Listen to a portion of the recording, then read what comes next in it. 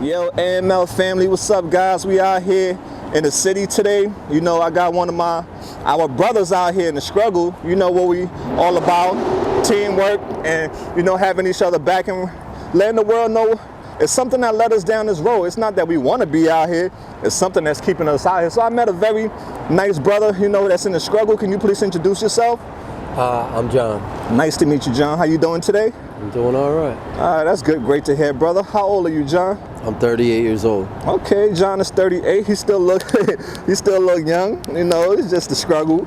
I try. And you know what? Money make people a lot different. As far I'm talking about look-wise, you know, a lot of people in life are not ugly. They just poor. Well, okay. It's one of the things here is that addiction does not discriminate. Absolutely not. Okay, John, where are you originally from? Philadelphia, Northeast, like Mayfair, Tacony. Okay, Mayfair, Northeast is a pretty good area. When I moved from New York originally, that's why I was staying there. Right. In North Cross area, around that area, around the airport. You know the airport, right, in the Northeast? Yeah, well, I'm much more closer to the Frankfurt terminal. Okay. All right, so John, let's dive a little deep into your story, man. Take us down memory lane and tell us about your childhood. My childhood? Yes, sir.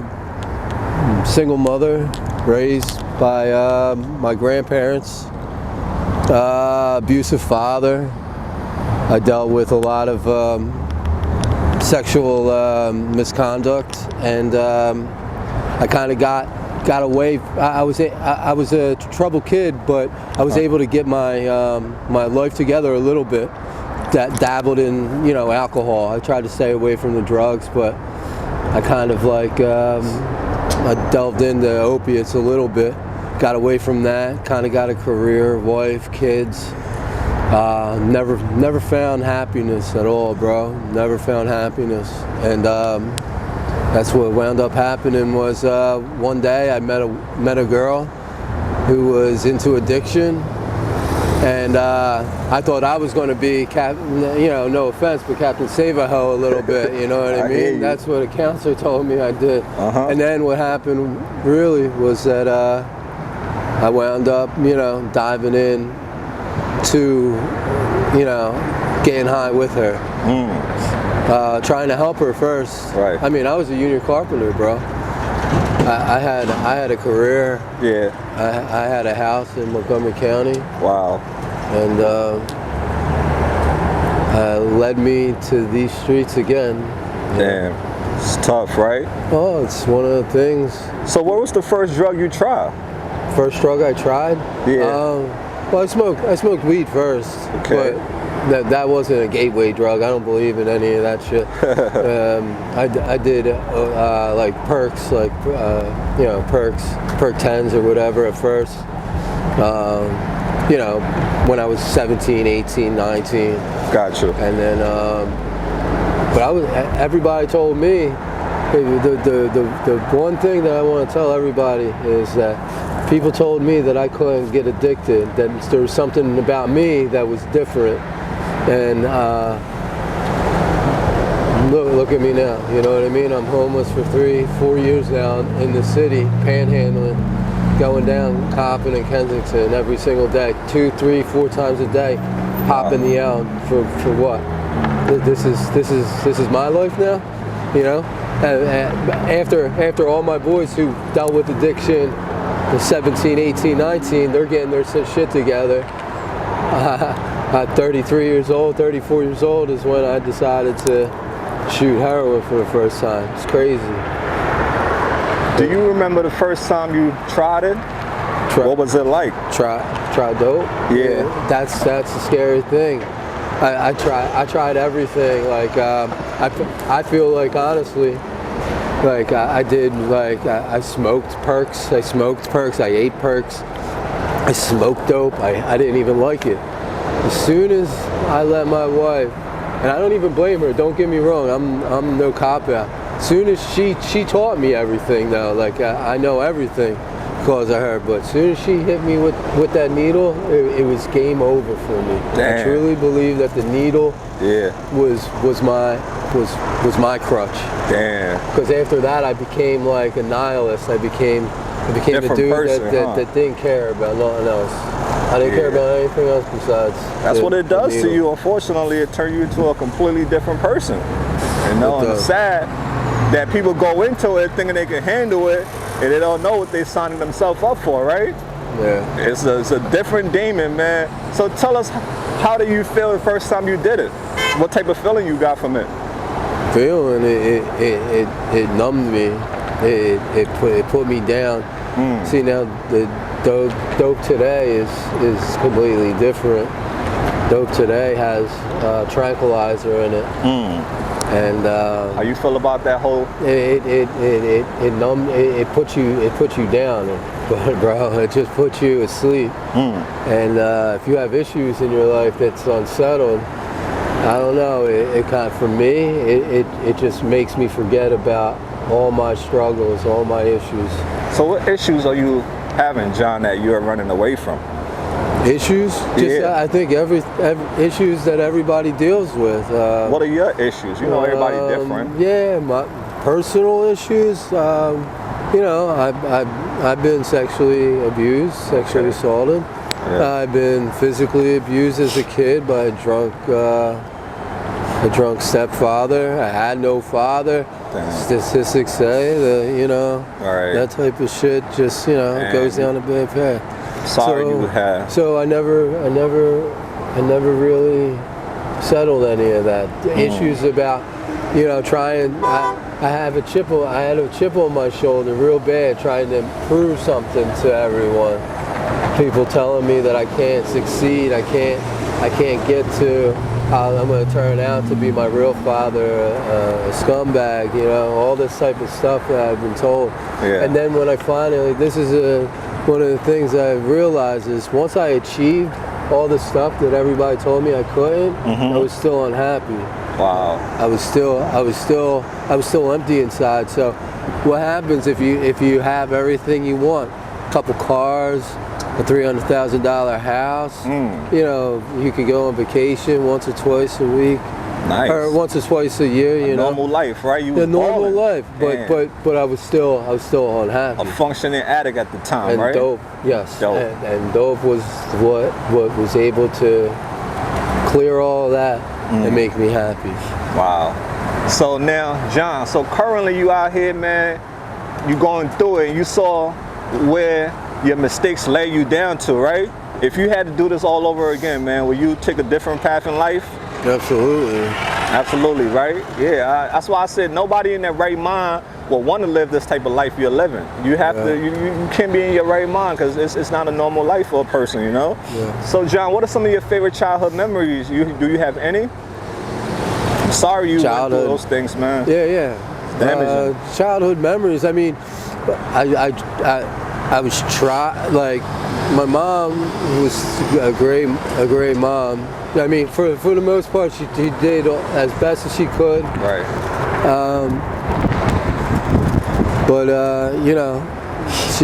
You know, my childhood memories, I don't know, there was a couple, you know, going like some vacations, you know, down the shore or whatever. But other than that, I don't have that many like great childhood memories. You know what I mean? I always wanted to be somebody else's child, you know, and that's sad. Hey, listen, you're not alone. A lot of kids went through the same thing growing up, man. You know, we got the bad cards in life, and we just playing, you know, these hands the best way we know how to play it, right? So what all have you lost due to your addiction? I lost the privilege of seeing my kids. How many kids you have? I have 3. I have 2 boys and a girl. Wow.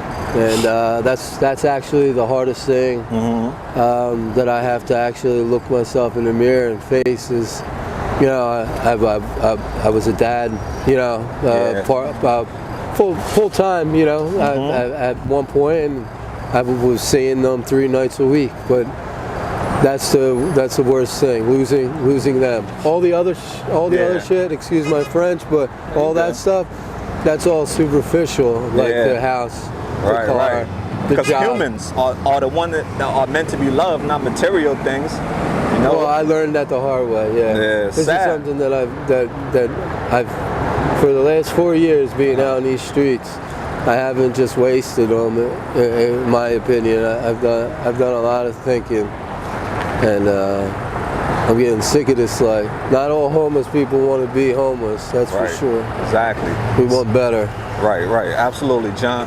So now, John, out here, man, obviously you said you know about Kensington. So why you chose to come hustle over here instead of Kensington? Well, this is a place to make money. Okay. You look at all these cars, look at all these people. What's the most you made in a day panhandling? 180, I think. Okay, 180. What's the worst? So how does society treat you? People who are, you know, having a rough time in life. Because I'm sure you are embarrassed doing this, right? It's embarrassing for you. It's one of the worst things I've ever had to do. Yeah. It's not easy. You have to suck up your pride and ask, beg people for help. Yeah. I don't go up to cars and knock and stuff like that, but holding a sign up in the middle of traffic is hard because 95% of these people don't care at all. So the struggle of that, taking the SEPTA rides, they look at you, they judge you, all the way to SEPTA cops, real cops, just anybody, Amtrak. You walk by somebody, they take 4 steps back. Before, I've been told I'm a handsome dude. You know what I mean? Like I've had no trouble with the ladies. But like now I don't take care of myself. I don't care about hygiene. I don't care about anything really. What the drugs do to you. That's what it is. And but I'm fighting it. It's like this hot and cold thing.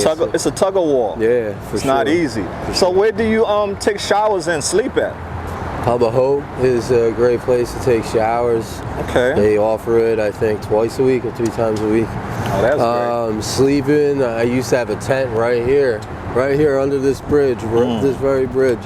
I used to post up, but a flood took it out, destroyed. Fire, right? The fire. Tell me no, not the fire, the flood. Oh, the flood, okay. There was a flood in September, it wiped away my tent. Oh, so man. now I sleep anywhere I can, get shelter. Got you, man. It's tough life, man. So the winter's tough. This whole homeless thing, man. So what about the shelters, John? What's your take on the shelters? Why haven't you, tried getting yourself into those places? I've actually contacted a couple people for housing, and I'm on a waiting list. So the waiting list is one of those things where it's not just, one day you make a phone call and they put you in housing. The shelters is another. I've tried the shelters. People judge me for it, but hey, you get your stuff taken left and right. You have to be in at a certain time. Every time I've gone into a shelter, I've walked away with less of my personal belongings. So I prefer to secure my things. So John, what's the worst thing that has happened to you since you've been homeless out here? Worst thing? Wow, man, dude, bro. The thing is, I can't even quantify it, bro. Like dealing with these drugs, the illnesses out there. We're dealing with abscesses. We're dealing with the struggle of pain, suffering. Going down Kensington, I've been witness next to me, watching multiple people get killed right in front of my eyes. Damn. Attacks by just random other homeless people. Watching somebody jump in front of a septic train and killing himself. Jesus. There's a lot of shit out here that people don't realize that goes on. So how do you protect yourself, John? Yeah, you can't protect yourself out here. You can only do your best, and the only solution is to get clean, to get out of this mess. Yeah. I can't protect myself. I got a pocket knife. I had a taser at one point. I don't even have a taser anymore. Wow. But because it got stolen. But I got a pocket knife. That's where I protect myself. And I make sure that I sleep somewhere where nobody knows about. Oh, that's good, man. But if I really want protection, get clean, bro. All right, we're almost done, John. So currently out here, man, what all drugs are you struggling with? dope, and cocaine. That's two demons that you're battling. How do you you know how it's not easy, right? Those two demons. So within a daytime, how much money would you say you need to spend to be well and to, you know, be okay? That's the crazy part. I've gone from making out here when PUA was happening and all that, I was getting 120 on average out here. Now I'm down to 60, maybe a little more, maybe a little less, at 30, 40 sometimes. So it doesn't matter. It's what I get is what I get. Right. So on average, 60 to 80 right now that I need to survive, and that's a lot.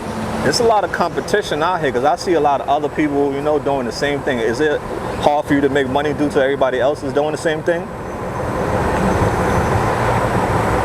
Yeah. Well, look at it. Every corner right now, there's a homeless person, and I've counted right now. I've counted 17 people that actually come out here and panhandle. These people are sick of it. They don't want to pay.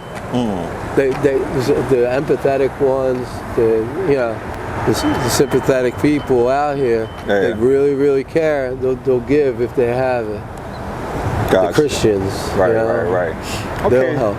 John, you know, let's wrap things up. Right. So, what are some things that you love to do, John? When you know, before you got in drenching your addiction, what were some of your hobbies? What makes John happy before he got into this lifestyle? What were some things that made you happy? I was into a lot of stuff, bro. Like what? I was into politics.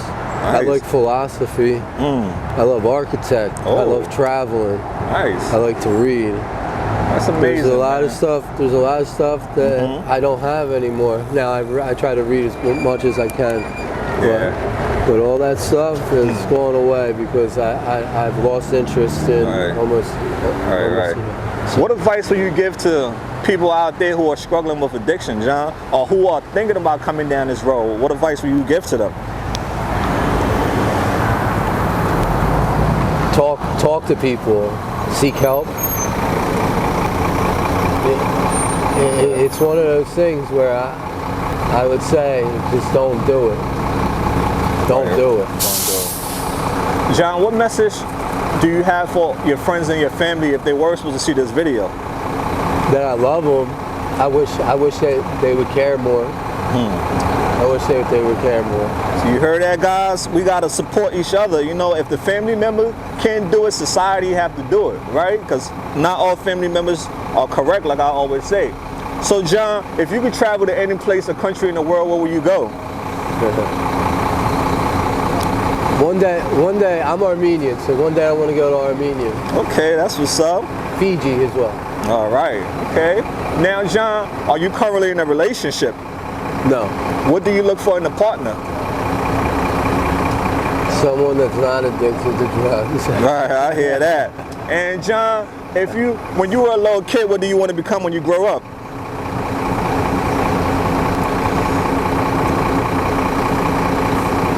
I wanted to be an athlete. An athlete? Why? I was good at it. Okay, all right, that's what's up. And John, if you had 3 wishes in this world, what would your 3 wishes be? 3 wishes in this world right now? See my kids, live a simple life, and teach them everything I know about it. Right. That's beautiful, John. What message do you want to send to the world? That addiction is not just a choice. Everybody makes mistakes, but once we make a mistake, it becomes a disease. And this country right here has got it wrong, and we're still people. We still care, and we're not just nothing. We deserve more. And I used to judge homeless people and drug addicts. Me too. And I really do see the struggle and how hard it is to get back to a normal life. It's not like I was born homeless. Nope. You didn't choose this life. Happened. I didn't choose it. Nope. So I try to tell people, man. We deserve respect. Absolutely.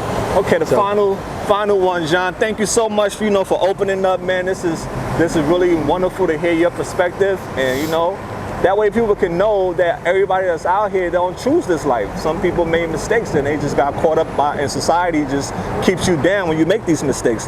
Is there anything that you're in need of that we can help you with, John? Man, I would love a tent, man. A tent? Okay, all right. Like a nice 6-person tent, something like that. So AML family, you hear this? John need a tent. John, is this your area that you are usually in? So when I know where to find you at? Right here, I'm here at least 4 hours a day. Yeah. Okay, all right. So John, thank you so much again, man. I wish you all the best, man. Thank you. And I'll be back out here. Like I said, it's not the last time. We're on this journey together. Okay, brother? All right.